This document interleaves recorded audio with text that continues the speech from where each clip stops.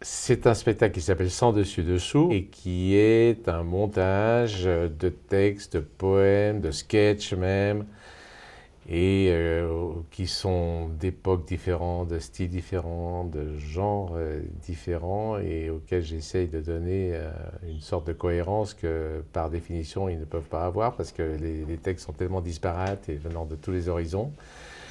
Mais il y a donc une alternance entre le côté grave et symbolisé par Victor Hugo, par exemple, ou bien Aragon, et puis le côté absurde et même comique, comme Roland Dubillard ou même Raymond DeVos, à qui j'ai emprunté ce titre de Sans dessus dessous, qui est un de ses sketchs. C'est un homme qui, dans la fureur et la frénésie du monde dans lequel on vit aujourd'hui, le bruit, etc., rentre chez lui.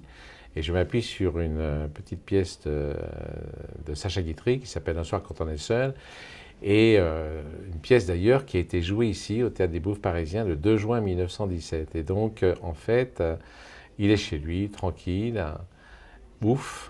C'est là qu'il est le mieux, c'est là qu'il a les plus grandes qu'il ressent la plus grande liberté, puisqu'il n'est pas avec les autres, il peut rêver et penser à ce qu'il veut. Et donc là, ça me permet de passer d'un auteur à l'autre, selon les idées qui s'associent les unes aux autres, et selon sa fantaisie, quoi, voilà. Je me sens beaucoup d'affinité avec Roland Dubillard et avec les Diabloques en particulier. C'est un auteur que j'aime beaucoup et je trouve qu'il est vraiment, quand je joue ses textes, il est vraiment tout d'un coup, la jeune génération le découvre et s'amuse beaucoup à Dubillard.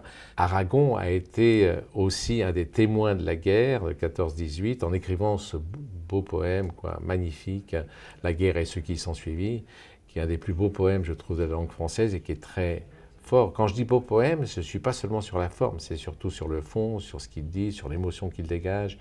Vraiment, c'est bouleversant. J'ai envie de dire, on ne peut pas faire mieux. Et aujourd'hui, ça a un écho fort, très fort.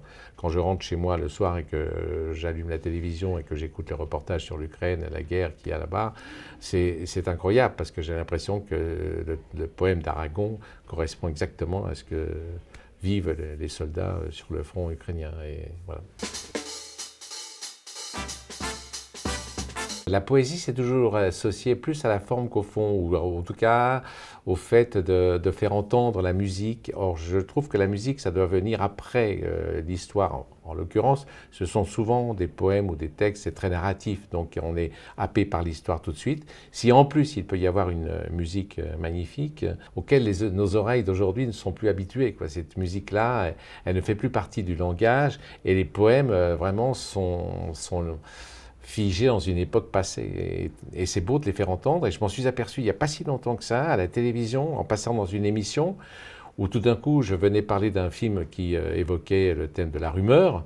Et j'ai dit, mais la rumeur, ça fait longtemps qu'on en parle. Et tout d'un coup, je dis ce texte de Victor Hugo, qui s'appelle Le Mot, qui date de 1858, et qui a provoqué un écho chez les spectateurs qui ne le connaissaient pas et qui trouvaient qu'il y avait beaucoup de modernité dans la manière d'écrire de Hugo et qui, vraiment, ce poème, il avait l'air d'être écrit très bien par quelqu'un d'aujourd'hui.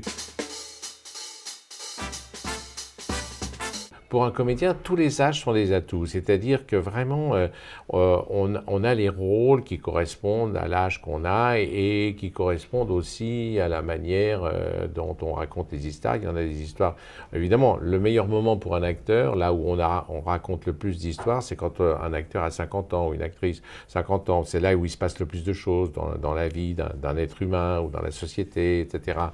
Après, bon, on est sur le versant déclinant, mais on a encore des rôles qui correspondent à l'âge que j'ai. Je suis prévenu quand même, on est comme tout le monde dès le départ que tout ça a une fin. Mais j'ai bien envie de dire, j'aime bien cette phrase de Alphonse Allais, j'ai décidé de vivre éternellement, pour l'instant tout se passe comme prévu.